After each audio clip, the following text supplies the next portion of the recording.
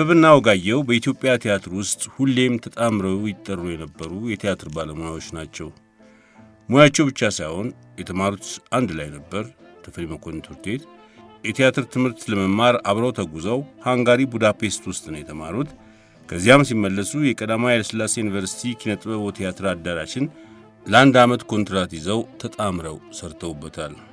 በኋላም በብሔራዊ ቲያትር አብረው ሰርተዋል። በነገራችን ላይ ወጋየሁ ንጋቱ የተወለደው በዚህ ሰሞን ነበር፣ ግንቦት 28 ቀን 1936 ዓ.ም። የዛሬው የሸገር ሼልፍ ዝግጅታችን የዚህን የሀገራችን ቲያትር አንጸባራቂ ኮከብ ወጋየሁ 82ኛ ዓመት ልደት ምክንያት በማድረግ የተዘጋጀ አነስተኛ ማስታወሻ ነው። ወጋየሁ ንጋቱ በአንድ ወቅት የቲያትር እድገት ክበብ አባል ለመሆን ያመለከተውን ማመልከቻ አብረን እናንብ። ስም ወጋየሁ ንጋቱ፣ ዕድሜ 31፣ የትውልድ ሀገር አዲስ አበባ።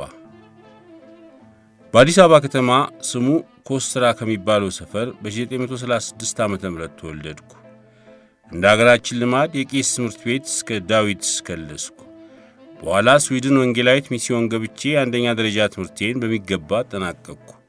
ከዚያም የተፈሪ መኮንን ትምህርት ቤት ተደልድዬ የሁለተኛ ደረጃ ትምህርቴንና የትምህርት መልቀቂያ ፈተናዬን በሚገባ አጠናቀቅኩ።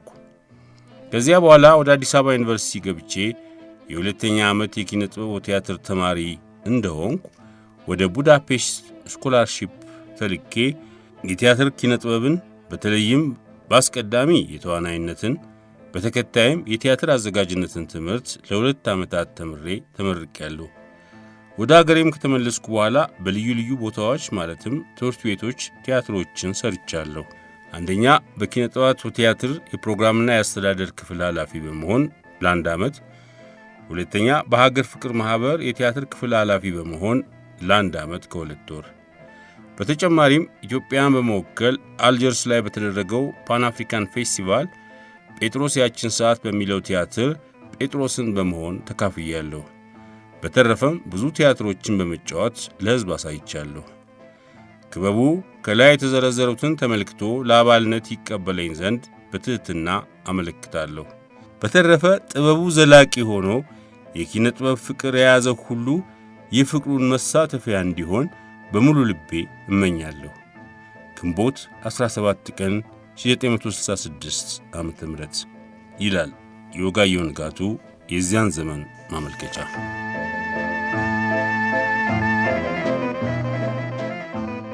ወጋየሁ ንጋቱና ሙያው በሚል ርዕስ በ1982 ዓ.ም ወጋየሁ በሕይወት እያለ የተዘጋጀ አንድ መጽሔት ላይ የተለያዩ ሙያተኞች ስለ ወጋየሁ የሰጧቸው አስተያየቶች ሰፍረዋል። መጽሔቱ በህትመት ላይ ያለ ወጋየሁ በሞት ተለየ። አንዳንዶቹን እናዳምጣቸው። ብርቅዬና ድንቅዬ ተፈጥሮ ያደለችው ታላቅ ተሰጥኦና ችሎታ አለው። ተሰጥኦና ችሎታ አእምሮአዊና አካላዊ ነው። የሱ ሁለቱንም ያሟላ ነው። አእምሮን በእውቀት አበልጽጎ አካልን በተግባር አርቆ በማቀናጀት ለተፈለገው የጥበብ ሙያ ብቁ ማድረግ ከፍተኛ የሕይወት ትግልና መስዋዕትነትን ይጠይቃል። ወጋየሁ ተደናቂ ተዋናይ ነው። ሙያውን ይወዳል፣ ያከብራል። በጊዜ ዝግመትና በዕድሜ ክልሉ ያጣጣማቸውን በእውቀትና በተግባር አቀናጅቶ ያገኛቸውም ልዩ ሀብቱ ናቸው። በመድረክም ላይ ስለ ሙያው መስዋዕትነት ከፍሏል። ለራሱም ያለው ለወገንም የሚያወርሰው ቅርሱ የትወና ሙያው ነው። በሱነቱ ምስልና አሻራ በሕዝብ ዘንድ የቀረጻቸው ገጸ ባህሪያት አሉትና ምንጊዜም አይረሳም። ሰዓሊ እሸቱ ጥሩነህ።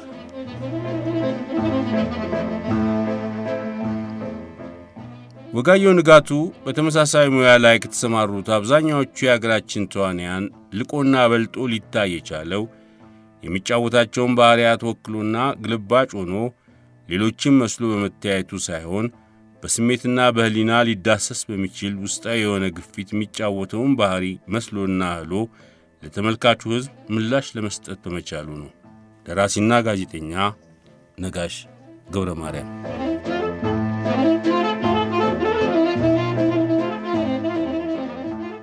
ሰው እንዴት ራሱን ትቶ ሌላ ይሆናል? የብሔራዊ ቲያትሩን ወጋየሁ ንጋቱን መድረክ ላይ ካየው ወዲህ ግን መምሰል ቀርቶ መለወጥ ይቻላል ባይሆኛለሁ።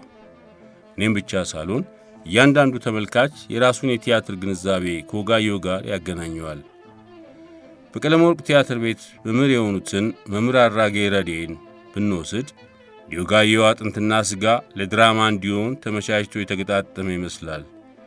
ባይሆንማ እንደዚያ ጭብጥ ኩርምት ብሎ ችግርን ሲቸገራት፣ ደስታን ሲደሰታት፣ ጀግንነትን ሲጀግናት ሰውነቱ እንደፈለገው እንዴት ይሆንለታል ባይ ናቸው። አንድ አዛውንት ደግሞ ነበሩ። አው በ6 ወርን ሲሰራ አይተውት ደንቋቸው መጥተዋል።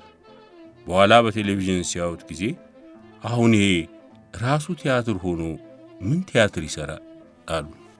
እንደሳቸው አባባል ደግሞ ወጋየሁ ራሱ ቲያትር ነው። ቤቱም ተውኔቱም ድራማውም ወይም ደግሞ ብዙዎቹ እንደሚሉት ድራማ ማለት ወጋየሁ የሚሰራው ነው። ግን ለመሆኑ ወጋየሁ ንጋቱ የቱ ነው? ማን ነው? ይህም ራሱ ያነጋግራል። እርግጥ ነው ባዘቦት ቀን ስናገኘው እናቱ በላይ በታች መተኪያ የሌለው አንድ ልጃቸው ለስለት ልጃቸው ወጋየሁ ብለው ስም ያወጡለት ቃሊቲ ተወልዶ በተፈሪ መኮንን ትምህርት ቤት በአዲስ አበባ ዩኒቨርሲቲና በቡዳፔስት ተምሮ ያውኑን የብሔራዊ ቲያትር ባልደረባ ቀጭኑን ሰው እናያለን። መካከለኛ ቁመቱ፣ ከርደድ ያለ ጸጉሩ፣ ጠይም ፊቱ፣ ከጫፋቸው ከበድ የሚሉት ጣቶቹ፣ በቪ ቅርጽ የተጋደሙት የግንባር መስመሮቹ፣ ትንሾቹና እንባ የሚያቀሩት አይኖቹና ሌላውንም ተክለ ሰውነቱን አይተን ወጋየሁ ይሄ ነው እንላለን። በሌላ በኩል ግን የዛሬው የ46 ዓመት ጎልማሳ ወደ ቲያትር ዓለም ከገባ ጀምሮ ራሱን ለውጦ በፍጹም እስኪያሳስት ድረስ ሌላ ሆኖ ብዙ ቀኖችን አሳልፏል። በእነዚያ ወቅቶች ማንም እስኪደነቅ ድረስ ሌላ ከሆነ በወጋየሁነቱ 46 ዓመት ኖረ ማለት እንችል ይሆን? ለምሳሌ አንድ ጊዜ ዘርአይ ደረስን ሆኖ ድራማ ይሠራል። በዚያ ሥራው ማንም እስኪደነቅ ድረስ ዘርአይን ሆኖ ነበር። በአጋጣሚ የዘርአይ ወንድም ደጃዝማች ተስፋ ጽዮን ደረስ ይመለከቱ ነበርና ራሱ ወንድማቸው ዘርአይ የመቃብር ክዳን ከፍቶ የመጣ መስሏቸው እስኪያስቡ ድረስ ወጋየሁ ተለወጠባቸው። ስለዚህ እጁን እንደያዙ ሰነበቱ። ሌሎቹ በአማርኛ ያነጋግሩና ትግርኛ ቋንቋ የማይችለውን ወጋየሁን በትግርኛ ያወሩታል። ዘርአይ ትግርኛ ይችላላ፣ ወጋየሁ ደግሞ ዘርአይ ሆኗላ። ታዲያስ በእነዚያ ወቅቶች ወጋየሁ ራሱን ወጋየሁን ነበር። እሸቴ ከጃን ሜዳ የኛው እሸቴ አሰፋ ማለት ነው።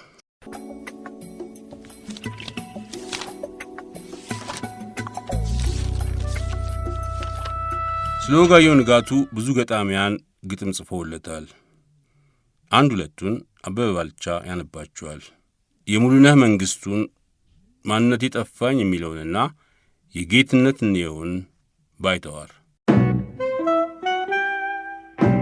ጉራማይሌ የግጥሞችና የአጫጭር ትረካዎች መድበል ካልቸር ኤንድ አርት ሶሳይቲ ኦፍ ኢትዮጵያ። ጉራማይሌ እንደ ደላው ደልቶኝ ስቄ ተፍለቅልቄ ኑሮ እንደ ተጫነው በሐዘን ማቀቄ እንደ ተሞሻሪ በአዲስ ልብስ አጊጬ ውራጅ እንዳጠጠው ሀፍረቴን ገልጬ እንደ ጀግናው ሆኜ ወኔን ሰብቄ ፍርሃት እንዳራደው ልቤን ተነጥቄ እንደ ትቢተኛ ደረቴን ስነፋ መከራ እንዳነጸው አንገቴን ስደፋ እንደ ሽማግሌ ጠበኛ ሳስታርቅ ተንኮል እንደ ጠማው ያን ከዚህ ሳራርቅ እንደ ዳኛው ስዳኝ በስንቱ ፈርጄ ወንጀል እንደ ሠራ ስጠፈነግ እጄ እንደ ሐኪም ስፈውስ ስንቱን በሽተኛ ታሞ እንደሚማቀቅ ጠንቶብኝ ስተኛ ተውኔትን መቁረቢያ መድረክን መቅደሴ ያን ይህንን መሆን አድርጌ አልባሴ ይኸው ኖራለሁ ኖሬም ሞታለሁ ሞቼም ኖራለሁ እናንተ በግሌ እየተማታብኝ እናንታችሁ ከኔ ምስላችሁ ከምስሌ።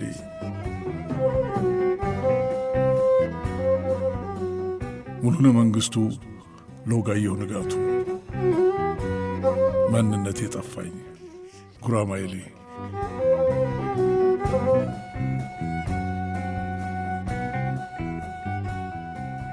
እውቀትን ፍለጋ ከጌትነት እንየው።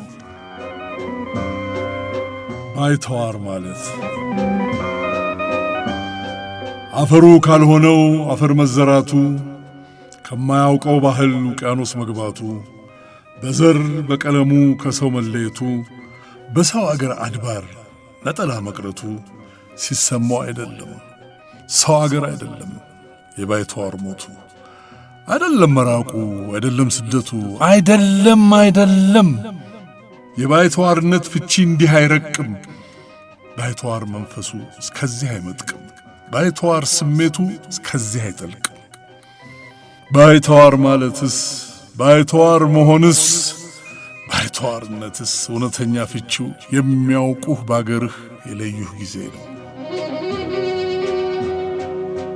ከፍ አርገህ በያዝኸው መስታወት ፋኖስህ በለኮስኸው ኩራዝ በሚነደው ጧፍህ በጨበጥኸው ቀንዲል በብርሃን ጥበብህ ከሩቁ ሲለዩህ ለይተው ሲጠቅሱህ ያኔ ነው የቁስሉ ጥልቀቱ የሚሰማህ። ያኔ ነው ስንጥቁ የሚጠዘጥዝህ። ሰው አውቆህ ጣይሞቆህ በገዛ አገርህ ነው ባይተዋርነት ሳፍኖ የሚገልህ።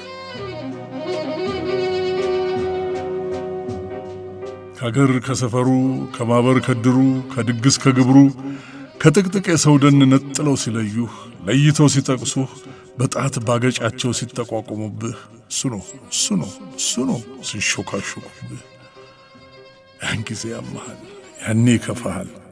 በብቸኝነት ውርጭ መንፈስህ ይርዳል፣ ስሜትህ ይደርቃል፣ ውቃቢህ ይርቃል፣ አቅልህ ይበተናል፣ ቅስምህ ይወይባል፣ ዓይንህ ሰው ይርበዋል። ሰው መሃል ተጥደ ሰው ይበርድሃል። እናም በቆፈኑ የባይተዋርነት ፍቺው ይዘልቅሃል። ምን እኩል ቢመዝን ግብር ከግብራቸው፣ ምን ቀለሙ ባይለይ ኑሮ ከኑሯቸው፣ ምን ቃሉ አንድ ቢሆን ስምህ ከስማቸው፣ ለአንተ ስም መጥሪያ ግን ሌላ ስም አላቸው። ማልደህ ጎዳና ታይ ቤተስኪያን ተሳለም፣ ቀና ብለህ ተጓዝ አቀርቅረህ አዝግም፣ ደጅህ ነፋስ ውሰድ ቤትህ ተጋደም፣ መሸታ ቤት ግባ ኪዮስክ በራፍ ቁም፣ ሴቼንቶ ተጋፋ አውቶቡስ ተሳፈር፣ እለፍ በጫተራ ኳስ ሜዳ ተሰተር፣ ዝለቅ ናይት ክለብ ደንስ ከቆንጆ ጋር፣ ተዝናና እንደነሱ ፈገግ በል ጥቂት መጥነ ተናገር። ከዚያ ሁሉ ትርምስ ከዚያ ከቱማታ ከዚያ የሳቅ ናዳ ከዚያ ከውካታ ነጥራ ትጮኻለች ጠርታ ትሰማለች ያንተዋ ሹክሹክታ። በዚያች ደቃቅ ግብርህ በዚያች በሹክሹክታ ከዚያ የሰው ሰበዝ መዘው ይለዩሃል፣ ለይተው ያውቀዋል፣ አውቀው ይጠቅሱሃል፣ ጠቅሰው ያገሉሃል። እናም ባገርህ ላይ ባይተዋር አድርገው ባይተዋር ይሉሃል። ጌትነት እንየው ለወጋየሁ ንጋቱ እውቀትን ፍለጋ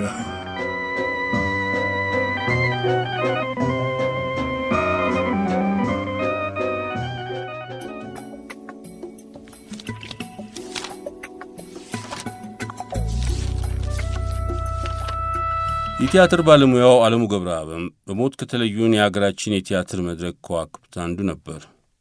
በአንድ ወቅት በሠራነው ፕሮግራም ወጋየሁን እናስታውስ ብለን አስበን እሱን ቃለ መጠይቅ አድርገንለት ነበር። አፈሩን ያቅልለትና ዓለሙ ገብረአብ ስለ ወጋየሁ እንዲህ ብሎ ነበር። በጣም ነው የሚያመሰግነው ስለ ወጋየሁ ለመናገር ዕድል በማግኘቴ እኔም ከአድናቂዎቹና ከተማሪዎቹ አንዱ በመሆኔ ወጋየሁን የማውቀው ለመጀመሪያ ጊዜ በ1965 ዓመተ ምህረት አዲስ አበባ ዩኒቨርሲቲ አንደኛ ዓመት ተማሪ ሆኜ ነው የማውቀው። እዛ ፊት አላውቀውም። አዲስ አበባ ዩኒቨርሲቲ ሆነን በአንዳንድ ብር ድል አጥቢ አርበኛ የሚለውን ቲያትር እንድናይ ተፈቅዶልን ተማሪዎች በዩኒቨርሲቲው አውቶቡስ ነው የመጣ ነው ብሔራዊ ቲያትር። ለመጀመሪያ ጊዜ ሳይሆን በዛ ዕለት ነው። የድል አጥቢ አርበኛ ላይ ናሁሰናይ የሚል ፓርት ነበር የሚጫወተው አርበኛ ነበርና አንድ ቦታ ተመቶ እንትን ካለ በኋላ በተለይ በቲያትሩ መሃል ላይ ከዛ እስከ መጨረሻው አንድ እጁ ሽባ ሆኖ ነው የሚጨርሰው እና አጨዋወቱ ምኑም በቃ ልቤ ውስጥ የገባው የዛ ጊዜ ነው። ከዛ ጊዜ ጀምሮ እንደው ይህን ሰውዬ ምናምን እያልኩ የዛ ዕለት አየሁት። ማታ ተመለስን ወደ ዶርሚተሪያችን። ወሬያችን ሁሉ ስለሱ ነበር። በቃ በዚያ ቲያትር ላይ መጀመሪያ ያወቅኩት። ከዛ በኋላ በ1965 ወደ መጨረሻው አካባቢ ላይ የኔ አባት አረፉ እና የአባቴን ሐዘን ሳላወጣ ያ ጥቁር ባርኔጣ እንዳደረግኩ ነበር አቶ ተስፋዬ አበበን የቲያትር እድገት ክበብ የተቀላቀልኩት። እዛ ሲሄድ እነሱ ሁሉ አሉ፣ እነ ደበበ እሸቱ አሉ፣ እነ ተክሌ ደስታ፣ እነ ሲራክ እና ለምጻ ወዳጆ ምናምን ያለውን ግሩፕ ሲቀላቀል በቃ መጀመሪያ ሳይሆን ደንግጬ የቀረሁት እሱን ነው። ከዛ ቲያትር እድገት ክበብ ውስጥ እያለን አንዳንድ ነገሮች ሲያስተምረን ምን ሲለን መጨረሻ በ67 የኢትዮጵያ ብሔራዊ ቲያትር የእጩ ተዋንያነት ኮርስ ሲከፍት ዩኒቨርሲቲ ዊዝድሮ አድርጌ ቀጥታ መጥቼ እዚህ ገባው። አስተማሪ የሆነ ከአስተማሪነቱ ሌላ በጣም ከውስጤ የማይጠፋው ነገር ምንድነው? ጓደኝነቱ ነው። ትንሽ ትልቅ አይልም ወጋየሁ ኢንሳይክሎፒዲያ ማይንድ ከሚባሉት ሰዎች አንዱ ነው ብል ምሳሳት አይመስለኝም። ምክንያቱም ለጠየቅከው ጥያቄዎች ሁሉ መልሳታ ደግሞ መልስልህ እውነቱን ካልሆነ አንብቤ እመጣለሁ ብሎ ቀጠሮ ይሰጣል እንጂ ያልሆነ ነገር አይነግርህም። በዚህ አስተማሪና ተማሪ ሆነን አብረንም መድረክ ላይ ለመውጣት ቻልን። ሀሁ በ6 ወር እነሱ እየሰሩ እኛ ከስርን ሰለጥን ነበር። ከዛ በሚቀጥለው እናት አለም ጠኑ በሚለው ቲያትር ላይ ሱጅሉ ሞሮን እኔ ጠንቋዩ ሐሰን አሚሩን ሆኜ አብረን መድረክ ላይ ወጣን። እዛ አጽም በየገጹ ላይ ሰራን። እንዲህ ያልን አብረን መስራት ጀመርን እና ከሁሉ ነገር የማይረሱኝ ነገሮች ምንድናቸው? ከወጋየሁ ጋር መድረክ ላይ መውጣት ማለት ሁልጊዜ ትምህርት ቤት ነው። ሁልጊዜ ትምህርት ቤት ነው። በምንም አይነት ስህተት ተሳስተህ አልፍህም፣ አይቆጣህም። አስቀምጦ ቅድም እንዲህ ያደረግከውን ነገር ከዚህ በኋላ እንዳታደርገው፣ ይሄ እንደዚህ አይደረግም፣ እንዲህ ነው የሚደረገው። በጣም የሚገርም ነገር ልንገርህ። አሉላ እንሰራለን። አሉላ ቲያትርን ስንጫወት እኔ ራስ አሉላን ነበር የምጫወተው። እሱ አንድ አረብ እንትን ነበር የሚጫወተው፣ ካራክተር ነበር የሚጫወተው እና እየተኮላተፈ ነው የሚሰራው። አማርኛውን በአረብኛ ስላንግ ነው የሚሰራው እና ልነግርህ አልችልም። መድረኩን ተቆጣጠረው በቃ እና አንድ ቦታ ላይ በተለይ በጣም ህዝቡን አስቆበት ሲወጣ እኔ ነኝ የምቀረው መድረክ ላይ ሶሎሎኪ በጭራሽ መጀመር አልቻልኩም።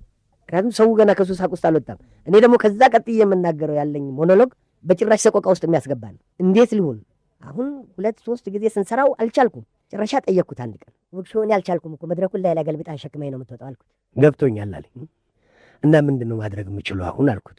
አሁን ልክ እኔ ያንን ፓርት ጨርሼ ስወጣ ዞረህ ለህዝቡ ጀርባህን ትሰጣለህ፣ ዙፋኑን ትይዘውናል እና ህዝቡ ጀርባህን እያየ አንተ ልክ እንደሚያለቅስ ሰው ተንቀጥቀጥ። አሁን ልክ እንደዚህ እየተንቀጠቀጥክ እያለ ሰው ምን ሆነ ብሎ ጸጥ ይላል። ዞረህ ጀምረው አለኝ። ልክ እንዳለኝ ያደረግኩት አይ ዋዝ ሰክሰስፉል። የሚሰጥህ መፍትሄዎች በሙሉ ራሷ ላይ ናት። በቃ ዋናዋ ጥያቄዋ ላይ ነው በቃ የምትመጣው ነገሯ። አብረኸው ስትሰራ ትማራለህ። ክላስ እንደገና ሲያስተምር ትማራለህ። እንደገና መጽሐፍ ሲሰጥህ ትማራለህ። እንደዚህ ቁጭ ብለህ ጨዋታ ምናምን ደግሞ ልጨዋት ያልክ እንደሆነ ያው ወጋየሁ ነው መቼም ጥርስህን አያስቀድም። ስለምንም ነገር የማያወራህ ነገር የለም ወጋየሁ። ስለፈለግከው ርዕስ ብታወራ ስለፈለግከው ነገር በደንብ አድርጎ ማስረዳት የሚችል ሰው ነው። አስተማሪ ብቻ አልነበረም፣ ጓደኛም ነበር። ስለምንም ነገር ሊያማክር የሚችል ሰው ነበር ወጋየሁ። በተዋናይነቱ ቲያትር ሲያዘጋጅ ያየሆን ነው፣ ሲያስተምር ያየሆን እንደሆነ ራሱ የምትጽፈው ነገር ምንም አይኖርም። በቃ ጭንቅላት ውስጥ ገብቶ ቁጭ ነው የሚለው በቃ። ምክንያቱም ከልቡ ሆኖ ነው የሚያስረዳ፣ ያሳይሃል። ይህ መማረርና መሰልቸት የሚል ነገር ደግሞ የለውም። ትልቁ ነገር ዛሬም ጠይቀው ነገም ጠይቀው ይዞል ወይስ ሬዲ በቃ ለመመለስ በጣም ዝግጁ ነው። እንዲህ አይነት ሰው ደግሞ ለማግኘት እንጃ ከ100 ዓመት አንድ ሰው ነው ስለሚገኝ በቃ የተፈጠረው ለዚህ ስራ ለቲያትር ነው። ወጋየሁ የተፈጠረው ለቲያትር ነው። ጠዋት መጥቶ ማታ ነው የሚወጣው ከቲያትር ቤት። እንደ ታዋቂነቱ ዞሮ ከሰው ጋር ተጫውቶ ያለውን እንደዚህ ብሎ አይደለም። ያለውንም ቢሆን የሚያጠፋው ቲያትር ቤት ነው፣ የሚያገኘውም ቲያትር ቤት። ሁለተኛ የወጋየሁ ትልቁ ኳሊቲው ሰው ለሱ ሰው ነው። ብዙ እኔ አብሬው በቆየሁበት ጊዜ የታዘብኩት ነገር ቢኖር ሰው ተብሎ በዚች ምድር ላይ የተፈጠረ ሰው ሁሉ ለወጋየሁ ሰው ነው። ትንሽ ልጅ ሆነ፣ ትልቅ ሰው ሆነ፣ ድሃ ሆነ፣ ሀብታም ሆነ፣ ምን ሆነ ቁጭ ብሎ ከሱ ጋር የሚያወራው ነገር አያጣም። ሊተካ አልቻለም የሚባል ነገር አለ። እውነት ነው። እኔ እስከማምንበት ድረስ እውነት ነው። ብዙዎቻችን ጋር አንዳንድ ጉድለቶች አሉ። ማለት ለሰው የማይመቹ ነገሮች ይኖሩናል።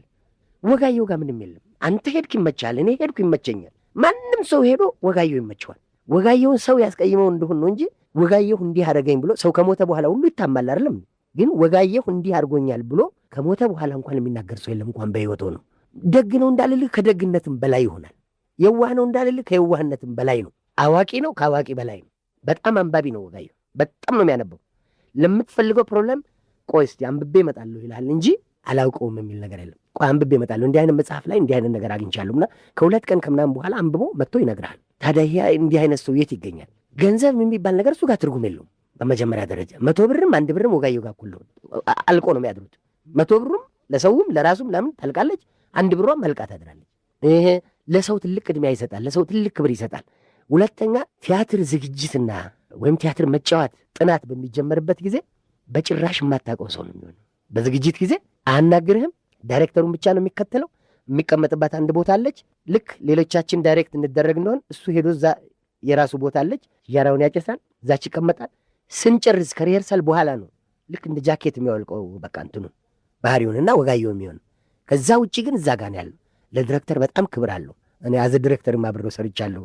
ሊተካ አልቻለም የሚባልበት ምክንያት ምንድን ነው? ሂዝ ሶ ዴዲኬትድ በቃ ለዚህ ሙያን የተፈጠርኩት ብሎ ነው ያስበው እኔ እንደሚመስለኝና ከዚህ በላይ ለሱ ምንም ነገር የለም። ምንም ነገር ሌሊት ና ብትለው ሌሊት ይመጣል፣ ጠዋት ና ብትለው ጠዋት ይመጣል፣ እደር ብትለው ያድራል። እየታደረ የተሰራበት ጊዜ ሁሉ አለ ቲያትር ድረስ እየተባለ በዛ ጊዜ ሁሉ ሶ ሃፒ እና የምታስቀምጠው ቦታ ላይ ደግሞ ያለ ጥናት አይሰራም። ካራክተሩን በደንብ ያጠነዋል። አሁን ብዙዎቻችን ጋር ያለ ችግር ምንድን ነው? አንድ ቲያትር ለረዥም ጊዜ እንጫወትና ከዛ ገጸ ባህሪ መውጣት ያቅተናል። ወጋየሁ ግን ያንን ውልቅ አድርጎ ጥሎ ሌላኛው ጋር ሲገባ ደግሞ እስከ መጨረሻው ዲቴል አጥንቶ ነው የሚመጣው። አንድ ወቅት ላይ ትዝ ይለኛል ዋናው ተቆጣጣሪ ላይ ክሊስታኮቭን ይጫወታል። ክሊስታኮቭ ማለት ዋናው መሪ ባህሪው ነው እና እየሰራን እያለን ያዘጋጀው ስብሐት ተሰማ ነበር፣ የሶቪየት ህብረት ምሩቅ ነው እሱም እና ልክ በዋናውን ስክሪፕትም ራሱን በራሸኛ ስለሚያውቀው በደንብ ነበር ዳይሬክት የሚያደርገን እና መጨረሻ ላይ ቦኒዮነስ የሚባል የሶቪየት ዩኒየን ፒፕልስ አርቲስት ለጉብኝት ኢትዮጵያ ሲመጣ ይሄ ቲያትር ይታያል ሲሉት እንዲህ ካላየው አልሄድም ይላል። ለምንድን ነው ማየት የፈለገው? ሶቪየት ዩኒየን ራሽያ ውስጥ ይህንን መሪ ባህሪ የሚጫወተው እሱ ነው። በዚህ በጣም ይታወቃል በክሊስታኮቭ እና ይህንማ ካለ ማየት አለብን ብሎ ብሔራዊ ቲያትር ገባ። አይቶ ሲጨርስ ወጋየሁን የጠየቀው ጥያቄ ምንድን ነው? ወጋየሁ አሁን በሬዲዮ እንዴት ብዬ ልገልጸው እንደምችል አልችልም፣ አላቅም። ይሄ ካርታ የሚጫወት ሰው ብዙ ጊዜ ጣቱን በምራቁ ያልሳል አይደለም? እንደዚህ ከንፈሩ እንደዚህ ያደረገ ይጫወታል። ብር የሚቆጥርና ካርታ የሚጫወት ሰው እንዲህ ይላል። እቺ ዲቴል ናት እንግዲህ ኒዋንስ ይሏታል በእነሱ። ያ ሰውዬ ይህን ያህል ዓመት ሲሰራው ከ10 ዓመት በላይ ተጫውቶታል ይህን ገጸ ባህሪ። እቺን ነገር አላቃትም ነው ያለው። እንዴት ልታገኝለት ቻልክ ምናምን ሲለው አይ እኔ ብዙ ጊዜ ካርታ የሚጫወቱ ጓደኞች አሉኝ፣ አብሬም ባልጫዋትም ብዙ ሲጫወቱ ሁሉም ሰዓቸው እቺ ነገር አመላለች። በሚናገሩበት ጊዜ ሁሉ በተለይ ቁማርተኛ የሚባለው ደንበኛው ቁማርተኛ ከካርታው ጋር በተያያዘ እቺ በምላሱ በምራቁ እቺን ጣቱን ማራስ እያደረገ የሚላትን ነገር በጣም ወዶለት ፎቶግራፍ አብረን ካልተነሳም ብሎ ለብቻቸው ከእኛም ጋር ተነስቶ ሰውየው ግን ለብቻው ደግሞ እንደገና ፈልጋለሁ ምናምን ብሎ ተነስቶ ሄደ። ይህን ያህል ነው የሚገባው ካራክተር ውስጥ ሲገባ። የነ ጅሉ ሞሮን ታሪክ አጨዋወት ብታይ አፉ ተጣሞ ነው ሙሉን 3 ሰዓት ከምናምን ይሄ በብርድ እንደምንጣመመው እንደሱ ተጣሞ ለሀጭ ነገር እንደዚህ እየተዝረበረበ 3 ሰዓት ሙሉ ነው የሚሰራው። በዛ ጊዜ ትያስናቁ የምትጫወታት የአንድ የእብድ ካራክተር አለች።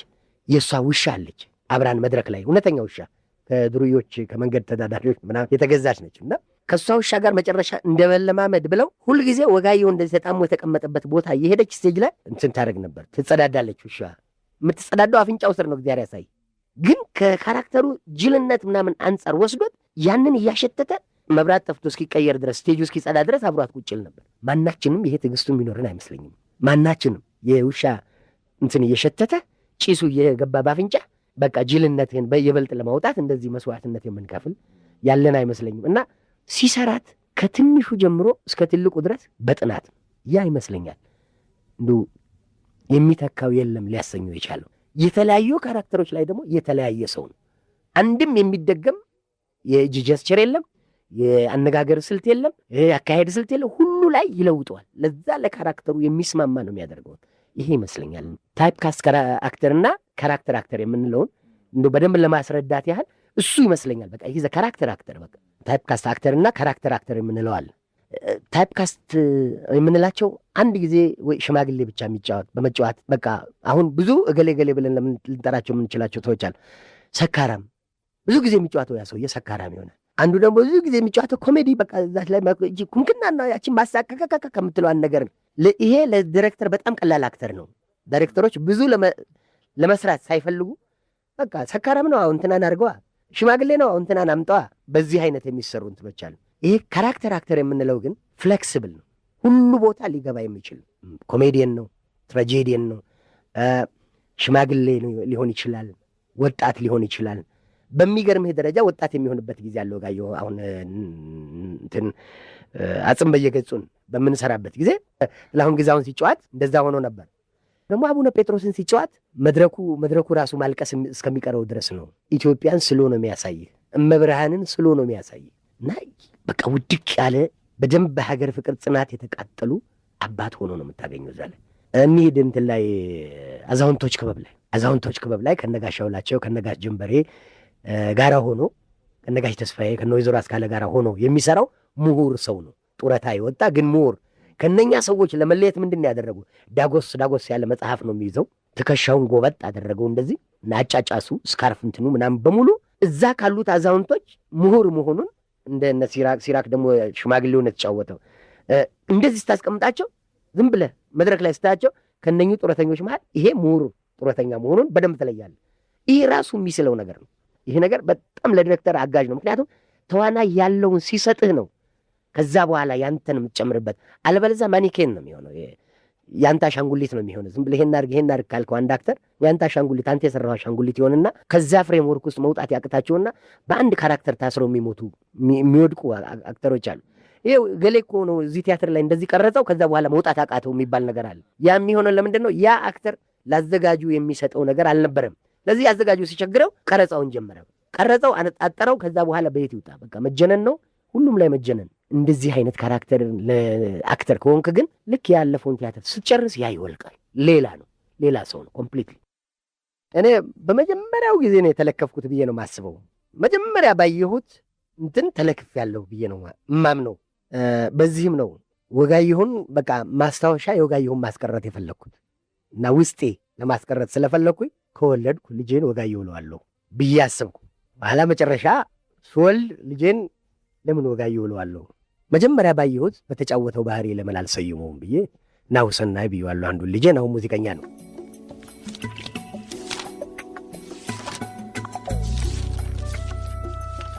ወጋየሁ ንጋቱ በሬዲዮ ከተረካቸው መጽሐፍት አንዱና ዝነኛው ፍቅር እስከ መቃብር የተሰኘ የአዲስ ዓለማየሁ ድርሰት ነበር። ጥቂት እናድምጠው ይሆን?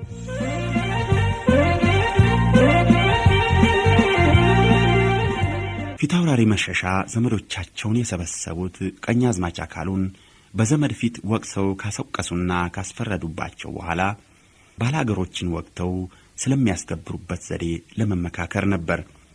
ነገር ግን የተሰበሰቡት የጋራ ዘመዶች ፊታውራሪ እንዳሰቡት ቀኛዝማችን ወቅሰው ስራቸውን እንዲለቁ በመፍረድ ፈንታ ባለፈው የሰሩትን አመስግነው ወደፊትም እንዲቀጥሉ ልመና ስለገቡና ከባላገሮች ጋር የተነሳውም ጥል በጦር ፈንታ በሰላም እንዲያልቅ ስላሳሰቡ ሁሉም ከቀኛዝማች አካሉ ጋር ያደሙባቸው መስሏቸው እናቱ ቀጣው ለቤቱታ ወደ አባቱ ሄዶ አባቱም እንደቀጣው ወይም እንደተቆጣው ሕፃን ሆድ ባሳቸውና መንፈሳቸው በዘመዶቻቸው ሁሉ ላይ ሸፍቶ መነጫነጭ ስለጀመሩ የተሰበሰቡት ሁሉ የሚያደርጉት ቅጡ ጠፍቷቸው ዝም ብለው እስበሳቸው ይታዩ ዘመር።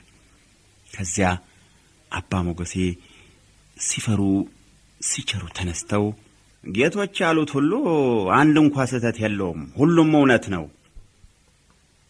እግዚአብሔር ጌታን ከደሃ ገዥን ከተገዥ ለይቶ ሲሰራ ጌታው ገዢው ፍርድ ቢያጎድል ደሃ ቢበድል ጠያቂው መንግስት ከዚያም በላይ እግዚአብሔር ነው እንጂ ደሃ አቤት ከማለት አልፎ የሚተዳደርበትን ሕግ ደንግጎና ፈራጅ ሆኖ አያውቅም። አሁን ባላገር አድሞ የሚሰራው ከጥጋብ በቀር ሌላ ስም የለውም። መታያና ዓመት በዓል መዋያ ጥንት ያልተሰራ ነው የምትሉትም እውነት አይደለም። ይትቆም ራቀከ ቅድመ መሲሐ እግዚአብሔር ሲል መጽሐፍ እግዚአብሔር ቀብቶ በሾመው ፊት ባዶ እጅህን አትቅረብ ማለቱ ነው። አንድም ያልተሾመ ተራ ሰው ወደ ተሾመ ጌታ በዓመት በዓል እንኳን አደረሶ ሊል ወይም ችግር ገጥሞት ችግሩን ሊያመለክት ሲቀርብ መታያ፣ እጅ መንሻ፣ መባ፣ የዓመት በዓል መዋያ ይዞ እንጂ ባዶ እጁን አይቅረብ ሲል ነው።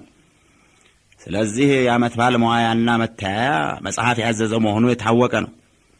ነገር ግን ምንም እንኳ ባላገሮች አጥፊዎች ቢሆኑና ጌቶችም የተቆጡበት በሚገባ ቢሆን ምንጊዜም ከደሃ ጥፋት ከጌታ ምሕረት ተለይቶ አያውቅምና ጌቶችን የምንለምነው ነገሩን እንዲተውት ነው። መቼም ያዋቸው እንግዲህ አሉ ፊት አውራሪ አቋርጠው። ያዋቸው ደህና ቀጥ ብለው መጥተው ለመጨረሻ ሲደርሱ እንደ ምሳር እጀታ ሲቆለመሙ ባላገሮች አጥፍተዋል፣ በድለዋል፣ አንተ ተበድለሃል። ነገር ግን የተበደልከው በዳዮቹን ማባበል መለመን ይገባሃል። ይህ ነው ፍርድ አዋቂው አባ ሞገስ የሚሉት አይደለም? ይበሉ ሰማኖ። በማያውቁበት ሥራ ገብተው አይዘባርቁ፣ ይቀመጡ። በድለዋልና ይማሯቸው አልሁ እንጂ ለምኗቸው አላልሁም እኮ ጌቶች። በማያውቁት ነገር ገብተው አያስቸግሩ፣ ዝም ይበሉ ብዮታለሁ አሉ ፊት አውራሪ እንደተቆጡ። እናንተ አልገባችሁ ብሎ ነው እንጂ ፊት አውራሪ እኮ የሚሉት አለ ጉዱ ካሳ። አባ ሞገስ ደንግጠው ሲቀመጡና ሌሎችም የሚናገሩትን አጥተው እርስ በርሳቸው ሲፋጠጡ ተመልክቶ እንደ ልማዱ እየሳቀ ፊት አውራሪ እኮ የሚሏችሁ እግዚአብሔር አሳስቶ አለ ጊዜ አለ ቦታ የፈጠረኝ ሰው ነኝ። ስለዚህ በሌሎች ዓለም በሌሎች ጊዜ ልኖር አይገባኝም። የኔ ዓለም የኔ ጊዜ ድሮ ካለፉት ሰዎች ጋር ነውና ሄጄ ከባላገር ጋር ስዋጋ ልሙትና ጥንት ካለፉት ሰዎች ከጓደኞቼ ጋር ልጨመር ነው። ይህ ነው ሐሳባቸው እንጂ ከብዙ ሺህ ባላገር ጋር ተዋግቼ ድል አደርጋለሁ ብለው አይደለም። ታዲያ ይህንን አስተያየት የሚጠይቀኝ የለም እንጂ የሚጠይቀኝ ቢኖር የምፈርደውን ፍርድ ልንገራችሁ። የምፈርደው ፍርድ እንዲህ ነበር። ፊት አውራሪ መሸሻ አዲስ ሥጋ ለብሰው እንደገና ተወልደው ነው እንጂ ድሮ ከ400 ወይም ከ500 ዘመን በፊት ከሞቱት ክፉ ሰዎች ያንዱ መንፈስ ናቸው። እኒህ ክፉ አሮጌ መንፈስ በአሮጌ ሕይወታቸው በሰሩት ክፉ ሥራ ወደ ገሃነም ሄደው ቅጣታቸውን በመቀበል ፈንታ አምልጠው እንደገና በአዲስ ሥጋ ውስጥ ተሸሽገው መጥተው ልክ በዛ በአሮጌ ሕይወታቸው የለመዱትን እያደረጉ በዚያን ጊዜ ይሰሩት የነበረውን ክፉ ሥራ ሁሉ አንድ ሳይቀር እየሰሩ እስከ ዛሬ ድረስ ሰውን ሲሰቀዩ ኖሩ።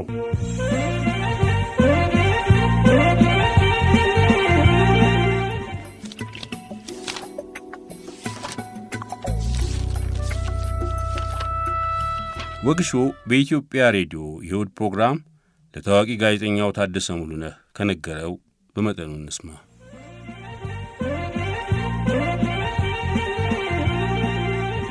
መጀመሪያ ቲያትር በምናጠናበት ጊዜ ያው ጽሑፉን ይዘን እንናበባለን።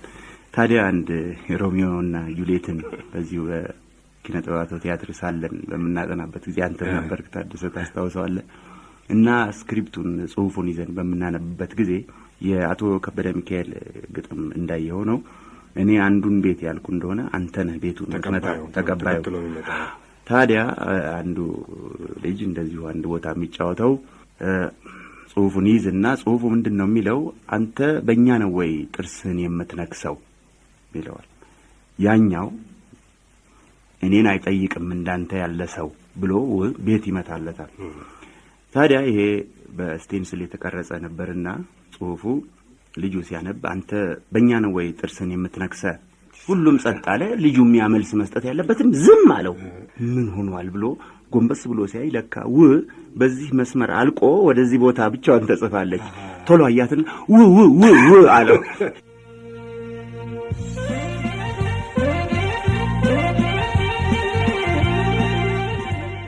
ከሀሁ በስድስት ወር በ66 ዓመተ ምህረት ከለውጡ አካባቢ የተሰራ አብዮታዊ ቲያትር ነበር እና እዚያ ውስጥ እንደ አስተማሪ ሆኜ ነበር የሚጫወተው።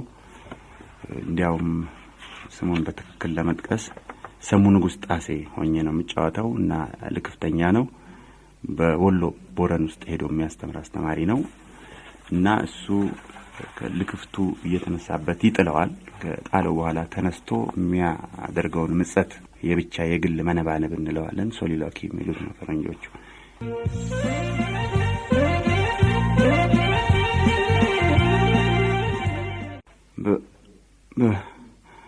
በፊደል ነው የተለከፍኩት፣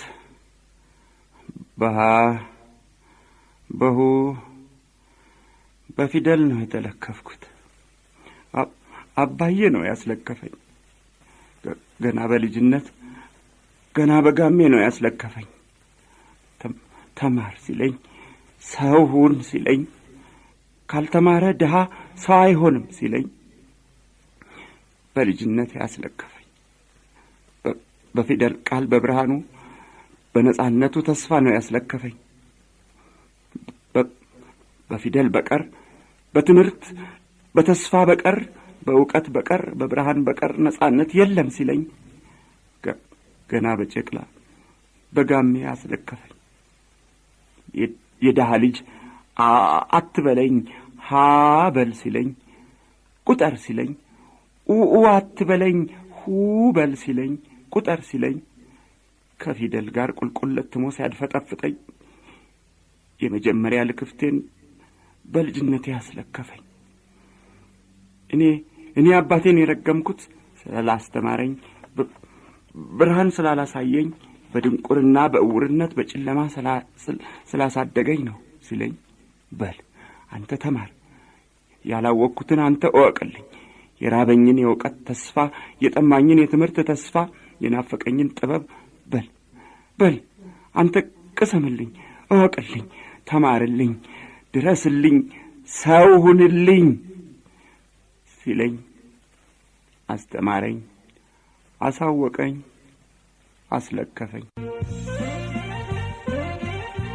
ወግሾ ለትምህርት ሃንጋሪ ቡዳፔስት በነበረበት ጊዜ ሃንጋሪ የተነሳውን ፎቶግራፍ ለቤተሰቦቹ ሲልክ በፎቶግራፉ ጀርባ ላይ እንዲህ ብሎ ነበር። የተወደዳችሁት ቤተሰቦቼ፣ ለዘላለም ነዋሪ የሆነውን የራሴን ምስል ሳበረክትላችሁ በታላቅ አክብሮትና ትሕትና ነው። እማዬ አንገቴን ቀልበስ አድርጌ የዓይኔን ዛጎል መምሰልና የጥርሴን ንጣት መሐረቤን ደረቴ ላይ ሰክቼ ጸጉሬን ለሩብ ሰዓት አበጥሬን የተነሳሁት ይህ ሁሉ ልጄ ይህ ሁሉ ብለሽ ለሰው የምታሳይበት ጊዜ እንዳታፍርብኝ ነው። በሁሉም ነገር የማላሳፍር ልጅሽ ወጊ። አባዬ ታዲያስ ማንም መስያለሁ? አያስመስልብኝና የንጉሥ ልጅ አልመስልም? እንግዲህ አልበሙን ስትገዛ አልገዛ እንደሆነ ጥሩ የመጀመሪያ ገጽ መክፈቻ ይሆናል። አክባሪ ልጅ ወጋየሁ ንጋቱ።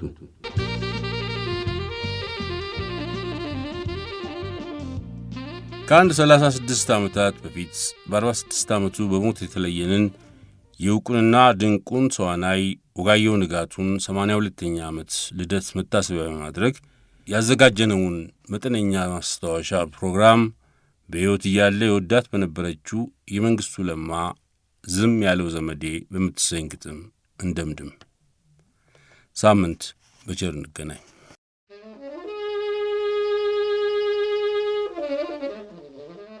ዝም ያለው ዘመዴ እኔ ሳጣጥር ሞተ ቢሉት መጣ አልቅሶ ሊቀብር። እኔም ውጪ ሳለ ይህን ስላየሁ በመንፈስ ነድጄ ተቃጥዬ ጨሱ። የልቤን እንዳደርስ የእግዚአብሔር ፈቃዱ ሆኖ ተደስቼ እነሱ ሲያረግዱ እንዲያልኩት ዘመድ የተባለውን ታምሜ ነበረ ሳጣጥር ማዘን። አሁን ክንዴ ቀኝ እጄ ቢሉኝ፣ አሁን የእናቴ ልጅ ወንድሜ ቢሉኝ፣ ከሞትኩኝ በኋላ ምንም አይገባኝ። ይልቅ ለተኛበት አታደንቁረኝ። ይህን ተናግሬ አንጀቴን አርሼ ወደ መጣሁበት ሄድኩኝ ተመልሼ።